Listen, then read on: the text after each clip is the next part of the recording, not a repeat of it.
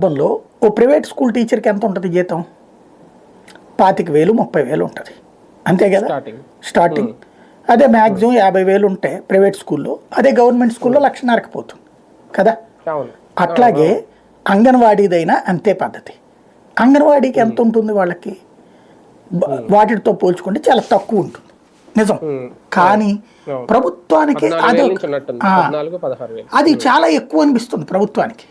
వీళ్ళకి ఎప్పుడైనా రేటు పెరగాలని అనుకుంటారు కదా. ఇప్పుడు మన దేశంలో జరిగే ప్రతి దరిద్రానికి కారణం ఏంటంటే ఉద్యమాలకి ఒక స్థిరత్వం లేకపోవడం. ఇప్పుడు ఫర్ ఎగ్జాంపుల్ ప్రతి ఏడాది కూడా దీంట్లో మీకు ఏబిసి అని కేటగిరీ ఇచ్చేస్తామయ్యా, లేదయ్యా ప్రతి ఏడాది కూడా తలా 10% జీతం పెంచుతాం, లేదా 5% జీతం పెంచుతాం, లేదా ఒక 2% జీతం పెంచుతాం అంటే వాళ్ళు ఫిక్స్ అయిపోతారు కదా. అందులో మినహాయింపు ఇవ్వచ్చు. ఎవరు? సక్రమంగా మీ పెర్ఫార్మెన్స్ని మేము వెరిఫై చేస్తాం. ఇప్పుడు మనం ప్రైవేట్ కంపెనీలో పనిచేసాం.